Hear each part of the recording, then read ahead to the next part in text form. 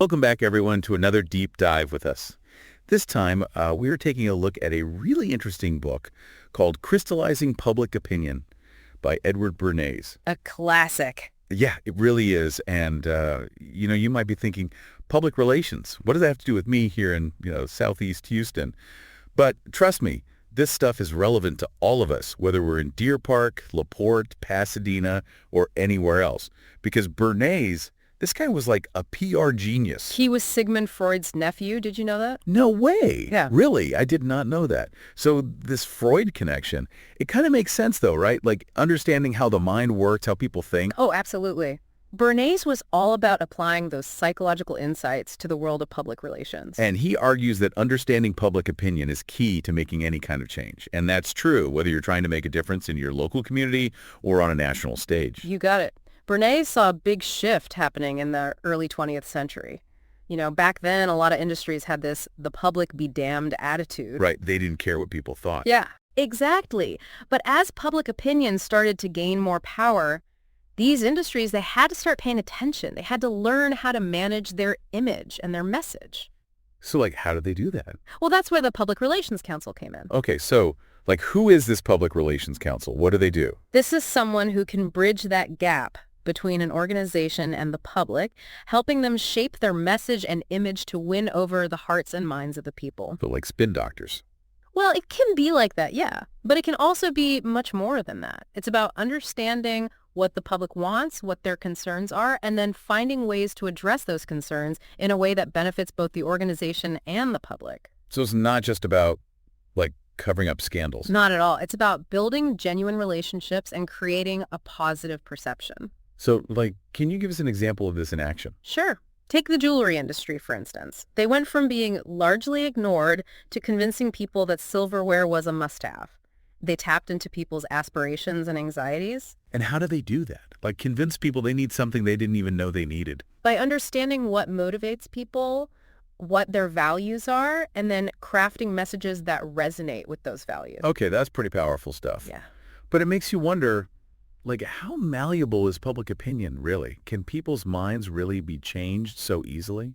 Well, Bernays tackles that question head on, and he says it's complicated. Of course it's complicated. Right. He points out that while the press can be hugely influential in shaping what people think, it's not always a guaranteed thing. So it's not like, oh, the newspaper said it, so it must be true. Right. He uses examples like Mayor Hyland of New York, who got elected despite, tons of negative press coverage. Oh, wow. So even with the media against you, you can still win over the public. Exactly. And there's even this crazy story of a guy in Boston who became mayor even though he had a criminal conviction.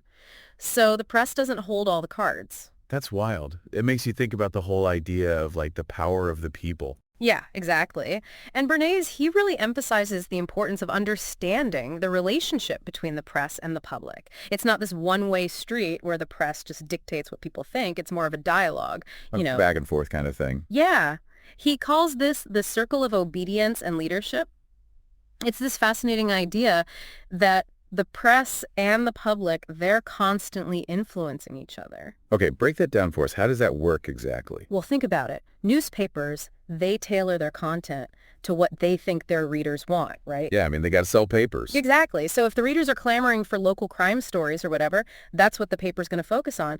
But then the way those stories are presented, the information that's highlighted, that shapes how the public perceives those issues. So it's not just about, giving the people what they want. It's also about, framing those issues in a certain way.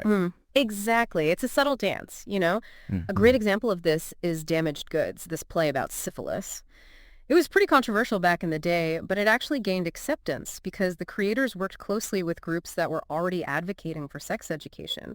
They didn't try to force a new idea on a resistant public. They tapped into existing sentiments, existing conversations. That's smart. Working with a grain, not against it. Exactly. And that leads to another point that Bernays really hammers home, which is the importance of understanding group psychology. He argued that any successful PR campaign has to understand how groups work, how they think, and how they're influenced. So it's not just about broadcasting a message to the masses. It's about understanding those smaller communities, those little pockets of influence within society. Absolutely. And he also talked about the importance of identifying the leaders within those groups, the people who have that sway, that influence over the others. Right. So thinking locally here in Deer Park, LaPorte, Pasadena, we have all sorts of groups, churches, school organizations, sports leagues, all kinds of things. And each of those groups, they have their own kind of internal dynamics, their own influencers, their own way of communicating. Exactly. And a skilled PR person, they would understand those dynamics and they would know how to leverage them to get their message across.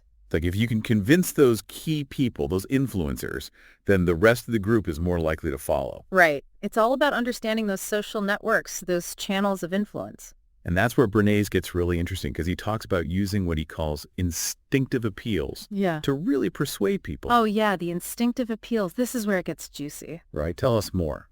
What are these instinctive appeals? How do they work? Well, think about our basic human instincts, things like hunger, sex, self-preservation, the need to protect ourselves and our families. Bernays, he argued that these are powerful motivators, and they can be used in messaging to really grab people's attention. So, how does that work? Can you give us some examples? Sure. Think about food advertisements, right?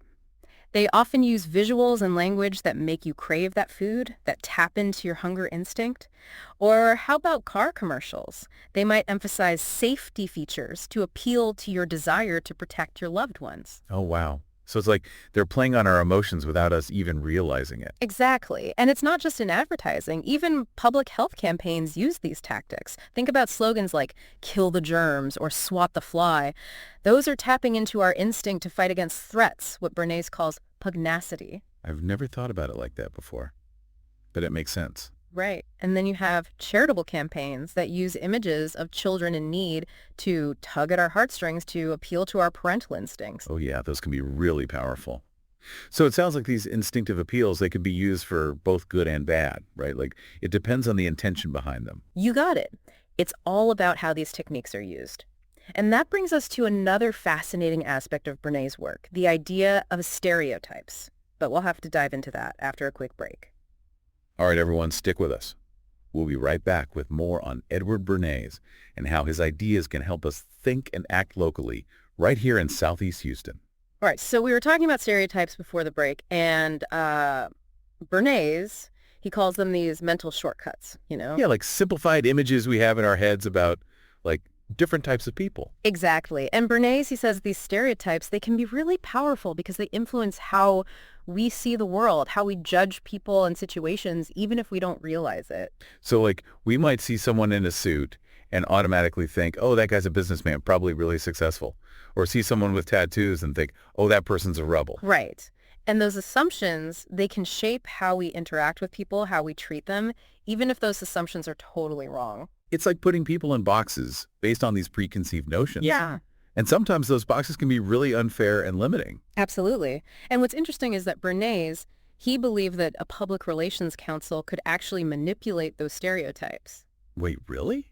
Like how? Well, they could use those stereotypes to their advantage, either by reinforcing existing ones or even creating new ones entirely. So it's not just about understanding how stereotypes work. It's about, like, using them as a tool to shape public opinion. Exactly. And Bernays, he gives some really interesting examples of this in the book. Like, he talks about how the stereotype of the American farmer was used to promote certain agricultural policies. Oh, interesting. So, like, they could use that image of the hardworking, salt-of-the-earth farmer to get people on board with their agenda. Exactly. And it works the other way, too. If there are negative stereotypes about a certain group or a certain idea, a PR campaign could try to challenge those stereotypes or even create new, more positive ones. So thinking locally, like here in Deer Park, LaPorte, Pasadena, I mean, we all have our own ideas about what these different communities are like.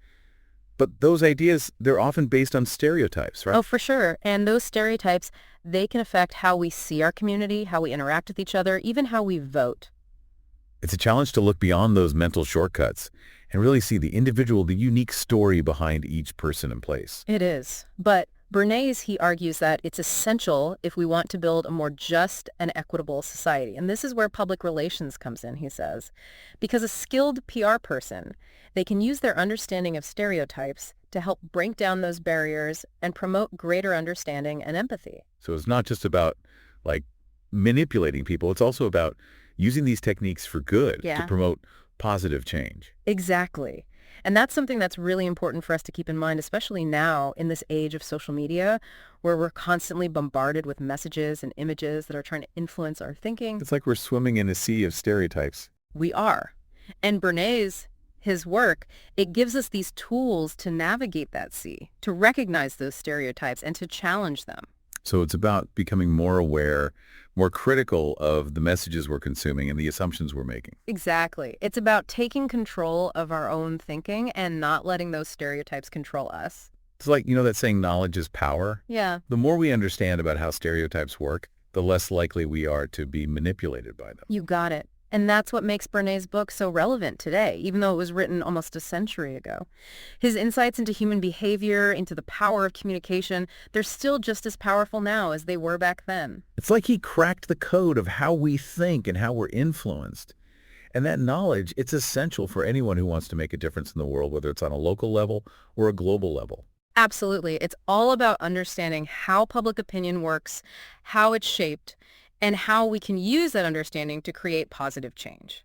And that's something that's applicable to all of us, right here in our corner of Southeast Houston, in Deer Park, LaPorte, Pasadena, everywhere. And it's something we're going to keep exploring as we continue our deep dive into crystallizing public opinion. But for now, we're going to take a quick break. We'll be right back with more insights from Edward Bernays and how his ideas can help us think and act locally, right here in Southeast Houston. You know, it's crazy to think that Bernays wrote this book almost 100 years ago, and it's still so relevant today. I know, right? Like, he was so ahead of his time. His insights into human nature, into how we're influenced, how we make decisions. It's like he had this crystal ball, Totally. It makes you wonder what he would think about the world today, with the internet, social media, all this information coming at us from every direction. Oh, man, I bet he'd have a field day analyzing all that. Yeah. Like, just think about how much more sophisticated those techniques of persuasion have become. It's true. We're bombarded with messages constantly, trying to get us to buy stuff, think a certain way, vote for a certain candidate.